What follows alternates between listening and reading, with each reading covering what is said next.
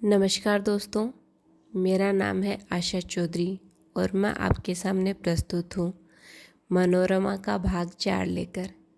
उम्मीद है आपको इससे पीछे के भाग पसंद आए होंगे और अगर आपने पहले के भाग नहीं देखे हैं तो आप मेन चैनल पर जाकर देख सकते हैं। चलिए शुरू करते हैं आगे की कहानी। चक्रधर की कीर्ति उनसे पहले ही बनारस पहुंच चुकी थी। उनके मित्र और अन्य लोग उनसे मिलने के लिए उत्सुक हो रहे थे। जब वह 5वें दिन घर पहुंचे तो लोग मिलने और बधाई देने आ पहुंचे। नगर का सभ्य समाज मुक्त कंठ से उनकी तारीफ कर रहा था। यद्यपि चक्रधर गंभीर आदमी थे, पर अपनी कीर्ति की प्रशंसा ने उन्हें सच्चा आनंद मिल रहा था। और लोग तो तारीफ कर रहे थे, पर मुंशी वज्रधर लड़के की नादानी पर बिगड़ रहे थे। निर्मला तो इतनी बिगड़ी कि चक्रधर से बात न करना चाहती थी। शाम को चक्रधर मनोरमा के घर गए। वह बगीचे से दौड़ दौड़कर हजारे से पौधे सींच रही थी। पानी से कपड़े लथपथ हो गए थे। उन्हें देखते ही हजारा फेंककर दौड़ी और पास आकर बोली, आप कब आए बाबूजी? मैं पत्रों में रोज वहाँ का समाचार देखती थी और सोचती थी कि आप यहाँ आएंगे तो आपकी पूजा करूँगी। आप न होते तो वहाँ जरूर दंगा हो जाता। आपको बिगड़े हुए मुसलमानों के सामने अकेले जाते हुए जरा भी शंका न हुई? चक्रधर ने कुर्सी पर बैठते हुए कहा, जरा भी नहीं। मुझे तो यही धुन थी कि इस वक्त कुर्बानी न होने दूंगा। इसके सिवा दिल में और कोई ख्याल न था। मैं तो यही कहूँगा कि मुसलमानों को लोग नाहक बदनाम करते हैं। फिसाद से वे भी उतना ही डरते हैं जितना हिंदू।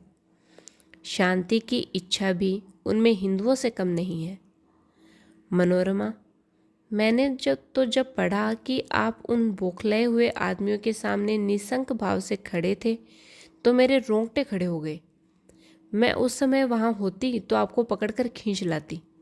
अच्छा तो बताइए कि आपसे वधू जी ने क्या बातें कही?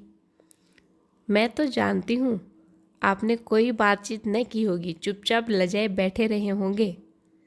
चक्रधर शर्म से सिर झुका कर बोले, हाँ मनोरमा, हुआ तो ऐसा ही। मेरी समझ में ही नहीं आया कि क्या बात करूं। उनसे 2 बार कुछ बोलने का साहस भी किया। मनोरमा, आपको देखकर खुश तो बहुत हुई होंगी। किसी के मन का हाल मैं क्या जानूं? मनोरमा ने अत्यंत सरल भाव से कहा, सब मालूम हो जाता है।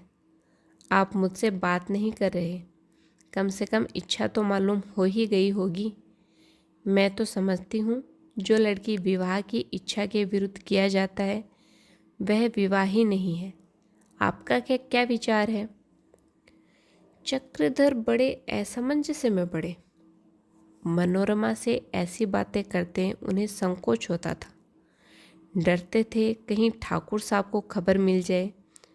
सरल मनोरमा ही कह दे तो वह समझेंगे मैं इसके सामाजिक विचारों में क्रांति पैदा करना चाहता हूँ।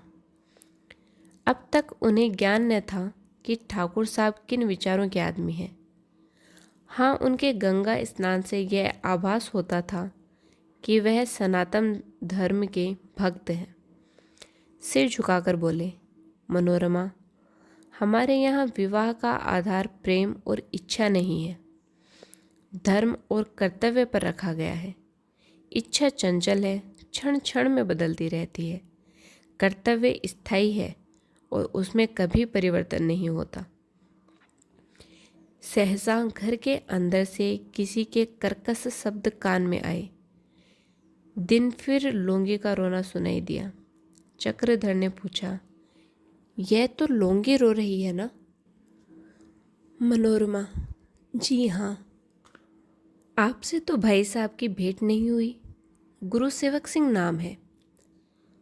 कई महीनों से देहात में जमींदारी का काम करते हैं तो मेरे सगे भाई और पढ़े लिखे भी खूब हैं, लेकिन भला मानसी उन्हें छू भी नहीं गई है। जब आते हैं लोंगी अम्मा से झूठ झूठ तकरार करते हैं। न जाने उससे इन्हें क्या अदावत है। इतने में गुरुसेवक सिंह लाल लाल आंखें किए निकल आए और मनोरमा से बोले, बाबूजी कहाँ गए? तुझे मालूम है कब तक आएंगे? मैं आज ही फैसला कर लेना चाहता हूँ। चक्रधर को बैठे देखकर वह कुछ झिझके और अंदर लौटना ही चाहते थे कि लौंगी रोती हुई आकर चक्रधर के पास खड़ी हो गई और बोली, बाबूजी इन्हें समझाइए कि मैं अब बुढ़ापे में कहाँ जाऊँ। इतनी उम्र तो मेरी यहीं कट गई, अब किसके द्वार जाऊँ? मैंने इन्हें अपना दूध पिलाकर पाला है, मालकिन के दूध न होता था और अब मुझे घर से निकालने पर तुले हुए हैं। गुरु सेवक सिंह की इच्छा तो न थी कि चक्रधर के सामने इस संबंध में कुछ कहे, लेकिन जब लौंगी ने अपने पंच बनाने में संकोच न किया तो वह खुल पड़े। बोले, महाशय, इससे यह पूछिए कि अब यह बुढ़िया हुई है, इसके मरने के दिन आए क्यों नहीं? किसी तीर्थ स्थान में जाकर अपने कलुषित जीवन के बचे हुए दिन क्यों नहीं काटती? मरते दम तक घर की स्वामिनी बनी रहना चाहती है। दादाजी भी सठिया गए हैं, उन्हें मान अपमान की जरा भी फिक्र नहीं। इसने उन पर न जाने क्या मोहिनी डाल दी है कि इनके पीछे मुझे लड़ने पर तैयार रहते हैं। आज मैं निश्चय करके आया हूँ कि इसे घर से बाहर निकाल कर ही छोड़ूंगा, या तो यह किसी दूसरे मकान में रहे या किसी तीर्थ स्थान को प्रस्थान करे। लौंगी, तो बच्चा सुनो, जब तक मालिक जीता है लौंगी इसी घर में रहेगी और इसी तरह रहेगी। जब वह न रहेगा तो जो कुछ सिर पर पड़ेगी झेल लूँगी। मैं लौंडी नहीं हूँ कि घर से बाहर जाकर रहूँ। तुम्हें यह कहते लज्जा नहीं आती? 4 भांवरे फिर जाने से ही ब्याह नहीं हो जाता। मैंने अपने मालिक की जितनी सेवा की है और करने को तैयार हूँ, उतनी कौन ब्याहता करेगी? लाए तो हो बहू, कभी उठाकर एक लुटिया पानी भी देती है। नाम से कोई ब्याहता नहीं होता, सेवा और प्रेम से होता है। यह कहती हुई लौंगी घर में चली गई। मनोरमा चुपचाप सिर झुकाए दोनों की बातें सुन रही थी। उसे लौंगी से सच्चा प्रेम था। मात्र स्नेह का जो कुछ सुख उसे मिला था, लौंगी से ही मिला था। उसकी माता तो उसे गोद में छोड़कर परलोक सिधारी थी। उस एहसान को वह कभी न भूल सकती थी। अब भी लौंगी उस पर प्राण देती थी, इसलिए गुरुसेवक सिंह की यह निर्दयता उसे बहुत बुरी मालूम हुई। एकाएक फिटन की आवाज़ हुई और ठाकुर साहब उतरकर अंदर गए। गुरु सेवक सिंह भी उनके पीछे पीछे चले। वह डर रहे थे कि लौंगी अवसर पाकर कहीं उनके कान न भरते। जब वह चले गए तो चक्रधर ने कहा, यह तो बताओ कि तुमने इन 4-5 दिनों में क्या काम किया? मनोरमा, मैंने तो किताब तक नहीं खोली। आप नहीं रहते तो मेरा किसी काम में जी नहीं लगता। आप अब कभी बाहर न जाइएगा। चक्रधर ने मनोरमा को देखा तो उसकी आंखें सजल हो गई। सोचने लगे, बालिका का हृदय कितना सरल, कितना उदार, कितना कोमल और कितना भावमय है।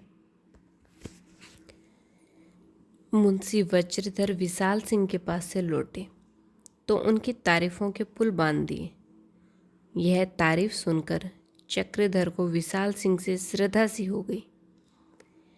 उनसे मिलने गए और समिति के संरक्षकों में उनका नाम दर्ज कर दिया। तब से कुंवर साहब समिति की सभाओं में नित्य सम्मिलित होते थे।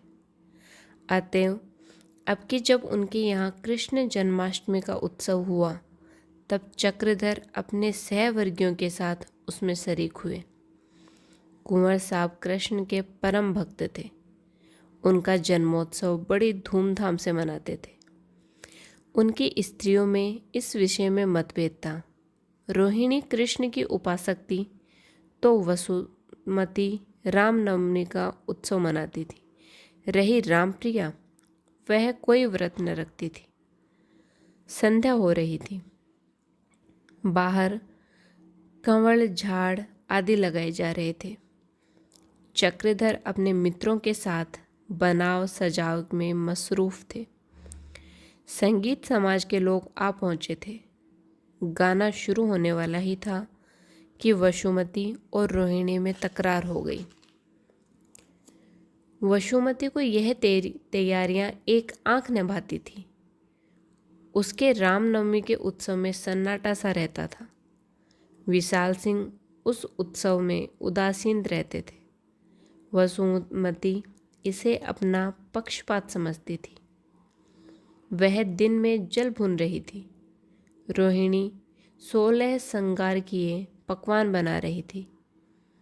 उसका वह अनुराग देख देख कर वसुमती के कलेजे पर सांप सा लौट रहा था। वह इस रंग में भंग मिलाना चाहती थी। सोचते सोचते उसे एक बहाना मिल गया। मेहरी को भेजा। जाकर रोहिणी से कहा, घर के बर्तन जल्दी खाली कर दे। 2 थालियाँ, 2 बटलोइयाँ, कटोरियाँ मांग लो। उनका उत्सव रात भर होगा तो कोई कब तक भूखा बैठा रहे। मेहरी गई तो रोहिणी ने तन्नाकर कहा, आज इतनी भूख लग रही है, रोज़ तो आधी रात तक बैठी रहती थी, आज 8 बजे ही भूख सताने लगी। अगर ऐसी ही जल्दी है तो कुम्हारों के यहाँ से हांडियाँ मंगवा ले, पत्तल मैं दे दूँगी। वसुमती ने यह सुना आग हो गई। हांडियाँ चढ़ाए मेरे दुश्मन, जिनकी छाती फटती हो, मैं क्यों हांडी चढ़ाऊँ? उत्सव मनाने की बड़ी साध है तो नए बासन क्यों नहीं मंगवा लेती? अपने कृष्ण से कह दे गाड़ी पर बर्तन भेज दे। क्या जबरदस्ती दूसरों को भूखा मारेगी? रोहिणी रसोई से बाहर निकलकर बोली, बहन जरा मुंह संभाल कर बातें करो, देवताओं का अपमान करना अच्छा नहीं। वसुमती, अपमान तो तुम करती हो, तो व्रत के दिन यूं बन ठन कर इठलाती फिरती हो। देवता रंग रूप नहीं देखते, भक्ति देखते हैं।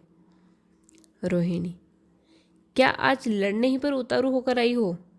क्या भगवान सब दुख दे पर बुरी संगत न दे।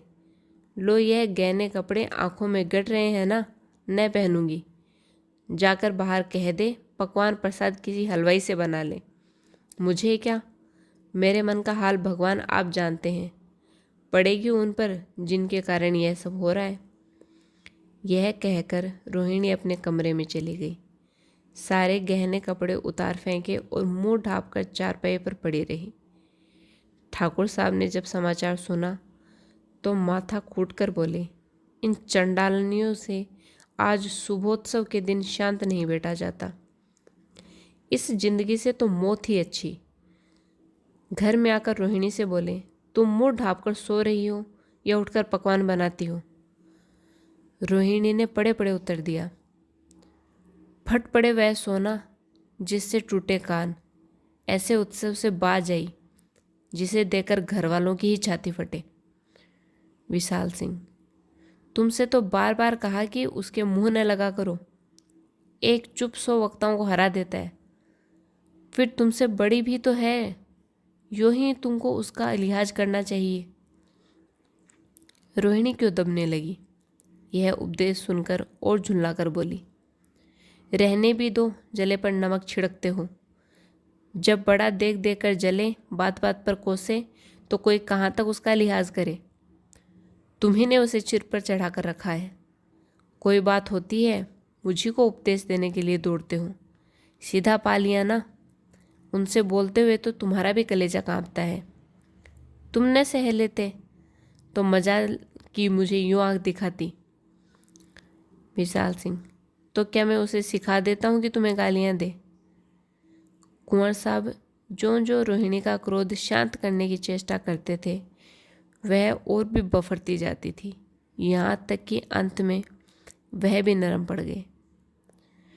वसुमती साहिबान में बैठी हुई दोनों प्राणियों की बातें तन्मय होकर सुन रही थी, मानो कोई सेनापति अपने प्रतिपक्षी की गति का अध्ययन कर रहा हो कि कब यह चूके, कब मैं दबा बैठूं। अंत में प्रतिद्वंदी की एक भद्दी चाल ने उसे अपेक्षित अवसर दे ही दिया। विशाल सिंह को मुंह लटकाए रोहिणी की कोठरी से निकलते हुए देखकर बोली, क्या मेरी सूरत न देखने की कसम खा ली है, या तुम्हारे हिसाब से मैं घर में हूं ही नहीं? बहुत दिन तो हो गए रूठे, क्या जन्म भर रूठे ही रहोगे? क्या बात है, इतने उदास क्यों हो? विशाल सिंह ने ठिठक कर कहा, तुम्हारी ही लगाई हुई आग को तो शांत कर रहा हूं, पर उल्टे हाथ जल गए। क्या यह रोज रोज तूफान खड़ा कर दिया करती हो? मैं तो ऐसा तंग हो गया हूं कि जी चाहता है कहीं भाग जाऊं। वसुमती, कहाँ भाग कर जाओगे? कहकर वसुमती ने आकर उनका हाथ पकड़ लिया, घसीटती हुई अपने कमरे में ले गई और चारपाई पर बैठाती हुई बोली, औरतों को सिर चढ़ाने का यही फल है। जब देखो तब अपने भाग्य को रोया करती है और तुम दौड़ते हो मनाने। बस उसका मिजाज और आसमान पर चढ़ जाता है। 2 दिन 4 दिन 10 दिन रूठी पड़ी रहने दो, फिर देखो बिग्गी बिली हो जाती है या नहीं। विशाल सिंह, यहाँ वह खटवास लेकर पड़ी है, अब पकवान कौन बनाए? तो क्या जहाँ मुर्गा न होगा वहाँ सवेरा ही न होगा? ऐसा कौन सा बड़ा काम है, मैं बनाए देती हूँ। विशाल सिंह ने पुलकित होकर कहा, बस कुलवंती स्त्रियों का यही धर्म है। विजय के गर्व से फूली हुई वसुमती आधी रात तक बैठी भांति भांति के पकवान बनाती रही। रामप्रिया ने उसे बहुत व्यस्त देखा तो वह भी आ गई और दोनों मिलकर काम करने लगी। विशाल सिंह बाहर गए और कुछ देर गाना सुनते रहे, पर वहाँ जी न लगा। फिर भीतर चले गए और रसोई घर के द्वार पर मोढ़ा डालकर बैठ गए। भय था कि कहीं रोहिणी कुछ कह न बैठे और दोनों फिर लड़ मरे। वसुमती ने कहा, अभी महारानी नहीं उठी क्या? इसमें छिपकर बातें सुनने की बुरी लत है। मोहब्बत तो इसे छू भी नहीं गई है। अभी तुम 3 दिन बाहर कहराते रहे, पर कसम ले लो जो उसका मन जरा भी मैला हुआ हो, ऐसी औरतों पर कभी विश्वास न करें। विशाल सिंह, सब देखता हूँ और समझता हूँ, निरा गधा नहीं हूँ। वसुमती, यही तो रोना है कि तुम देखकर भी नहीं देखते, समझकर भी नहीं समझते। आदमी में सब ऐब हों, किंतु मेहर बस न हो। विशाल सिंह, मैं मेहर बस हूँ? मैं उसे ऐसी ऐसी बातें कहता हूँ कि वह भी याद करती होगी। रामप्रिया, कड़ी बात पर भी हंसकर कही जाए तो मीठी हो जाती है। विशाल सिंह, हंसकर नहीं कहता, डांटता हूँ, फटकारता हूँ। वसुमती, डांटते होंगे मगर प्रेम के साथ। ढलती उम्र में सभी मर्द तुम्हारे ही जैसे हो जाते हैं। कभी कभी तुम्हारी लंपटता पर मुझे हंसी आती है। आदमी कड़े और मर्द को दम चाहिए, जैसे घोड़ा पैदल और सवार पहचानता है, उसी तरह औरत भी भगवे और मर्द को पहचानती है। जिसने सच्चा आसन जमाया और लगाम कड़ी रखी, उसी की जय है। जिसने रास ढीली कर दी, उसकी कुशल नहीं। विशाल सिंह, मैंने तो अपनी जान में कभी लगाम ढीली नहीं की, आज ही देखो कैसी फटकार बताई। वसुमती, क्या कहना है, जरा मूछें खड़ी कर लो, लव पगिया मैं संवार दूं। यह नहीं कहते कि उसे ऐसी ऐसी चोटें की भागते ही बनी। सहसा किसी के पैरों की आहट पाकर वसुमती ने द्वार की ओर देखा। रोहिणी रसोई के द्वार से दबे पांव चली जा रही थी। मुंह का रंग उड़ गया। दांतों से होठ दबाकर बोली, छिपी खड़ी थी, मैंने साफ देखा। अब घर में रहना मुश्किल है, देखो क्या रंग लाती है। विशाल सिंह ने पीछे की ओर सशंक नेत्रों से देखकर कहा, बड़ा गजब हुआ, चुड़ैल सब सुन गई होगी। मुझे जरा भी आड़ न मिली। वसुमती, रानी उठेगी, अपना सुहाग लेगी, कोई कहाँ तक डरे। आदमियों को बुलाओ, यह सब सामान यहाँ से ले जाएं।